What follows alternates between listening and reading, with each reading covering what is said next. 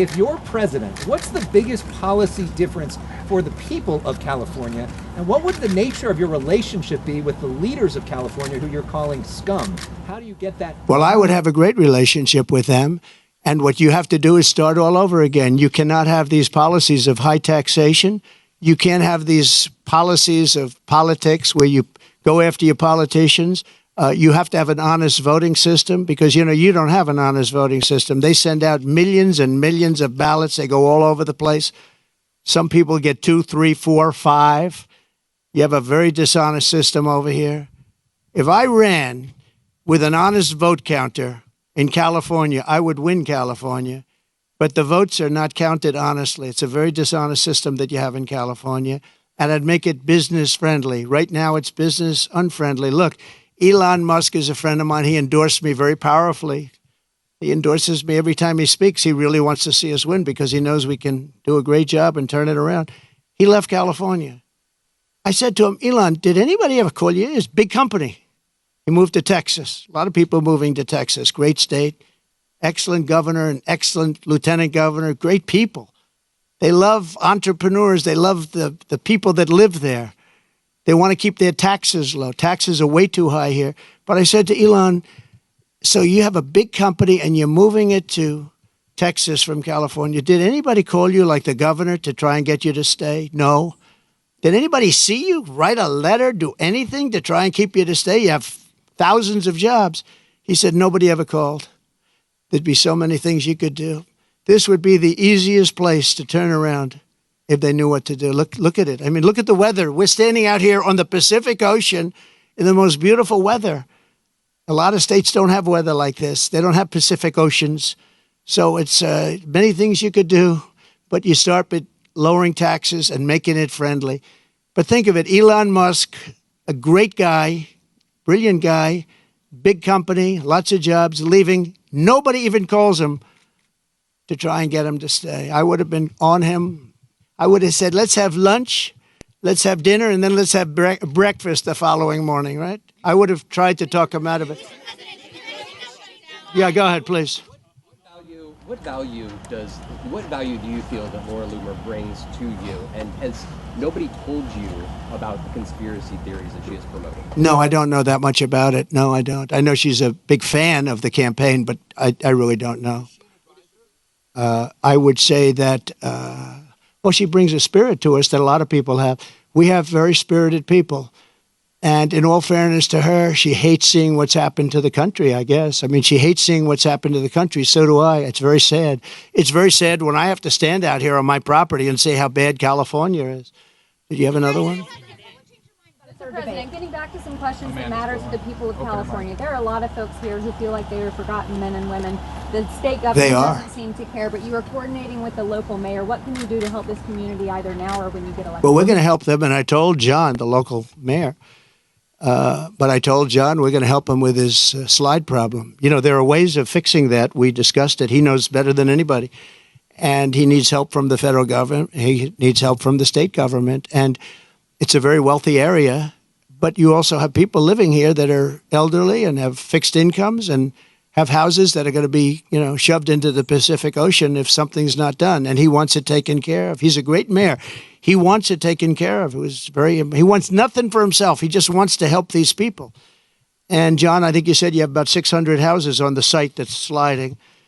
And he'd like to be able to save those houses for people, that some of which will never be able to have a house again. You know, it's pretty sad. You started talking about this community of Palos Verdes. You talked about California. We have fires raging to the east, just a I agree. miles from I agree. Here. What will you do to help people in this state whose homes are being damaged again and again, or are falling, off of these cliffs right behind us here, or burned down, or for the people across the country whose homes are jeopardized by natural disaster?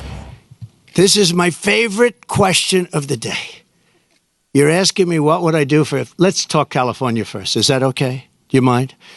So I was riding with Devin Nunes and some congressmen 4 years ago.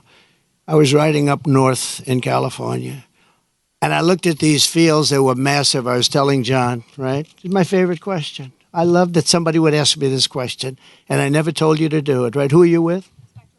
Good. Spectrum. It's good. New, hot, right? It's hot. It's doing well. But that's because you ask good questions. So what happened, I'm saying why I look at this field, and it's massive, and in the middle of the field is a little spot of the most green, plush land you've ever seen. I said, and then I'd see another one, these little plots, like 1 and 2 acres, and you'd have 1,000 acres that's barren and dead and dark. And I said, what's the problem here? What is that green acreage? You know, the soil is unbelievably fertile, but they have no water. I said, so do you have a drought? No, we don't have a drought. We have the water is cut off upstate, up in the north. You know that? And the water, in order to protect a certain little tiny fish called a smelt, they send millions and millions of gallons of water out to the Pacific Ocean, way up north. Never even gets close to here. And you know, in Los Angeles and Beverly Hills, all these rich areas, they want to give you like 38 gallons of water to use. You buy a house for a lot of money and then you're allowed to use 38 gallons of water. But you have no water down here. And the reason you have no water, you have the canals. The reason you have no water is because Gavin Newsom didn't want to do it. I had it all done. I had the Department of Commerce at the time. Believe it or not, they're the ones that rule on this particular issue. So you have millions of gallons of water pouring down from the north with the snow caps in Canada and all pouring down. And they have essentially a very large faucet. And you turn the faucet, and it takes 1 day to turn it. It's massive. It's as big as the wall of that building right there behind you. And you turn that, and all of that water goes aimlessly into the Pacific. And if they turned it back, all of that water would come right down here and right into Los Angeles. They wouldn't have to have people not use more than 30 gallons and 32 gallons. They want to do that, you know. They're trying to do that. And you have so much water, and all those fields that are right now barren, the farmers would have all the water they needed. And you could revert water up into the hills where you have all the dead forests, where the forests are so brittle. Because no place is like California. I go to Austria. The head of Austria tells me, you know, we have trees that are much more flammable than what you have in California. We never have forest fires because they maintain their forests. And you have all that water that could be used as water, what they call water flow, where where the land would be damp. And you'd stop many of these horrible fires that are costing billions and billions of dollars by the federal government, et cetera. So one thing I'm going to do for California, vote for me, California. I'm going to give you safety. I'm going to give you a great border. And I'm going to give you more water than almost anybody has. And the farmers up north are going to be able to use 100% of their land, not 1% of their land. And the water is going to come all the way down to Los Angeles. And you're going to have more water than you ever saw. And the smelt is not making it anyway. In fact, they make and grow smelt because it dies all the way up and down the line, and they put stuff that was artificially made. You know that. So you're going to have water in California at a level that you've never seen before. The farmers are going to do great. Those fields are going to be all green instead of 1% green. And maybe even more important, you're not going to have illegal immigrants pouring into your country and killing your family. You're not going to have the problems that you have right now. We're going to lower your taxes. We're going to bring the car industry back because your car industry is gone.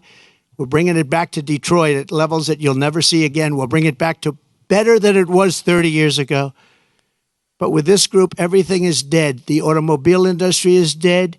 The water coming here is dead.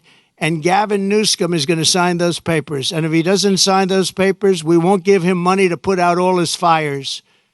And if we don't give him the money to put out his fires, he's got problems. He's a lousy governor. And he treated me very nicely, and I treated him very nicely when I was president. But he's done a lousy job. But there's a case. I said, Gavin, will you sign? It took him like a month and a half or 2 months, and then he decided for political reasons. And then we got hit with COVID, and we had to solve another problem. But you're going to have so much money, Mr. Mayor. You're going to have so much money from economic activity and growth. And you're going to have water like you never thought. Now, in your case, maybe you don't want so much water. But we'll bypass your beautiful area. But we have tremendous amounts, millions of gallons of water that's shoved right into the Pacific Ocean where it doesn't make a dent. And all of that water is going to take care of California. And nobody can make a bigger promise than that. You're not going to have to do desalinization plants, which a lot of people want to do. Very expensive to do, but it's better than the alternative of no water. So California, vote for Trump, and you're going to have water, and you're going to have growth, and you're going to have prosperity, and all those people that are leaving are going to really come back.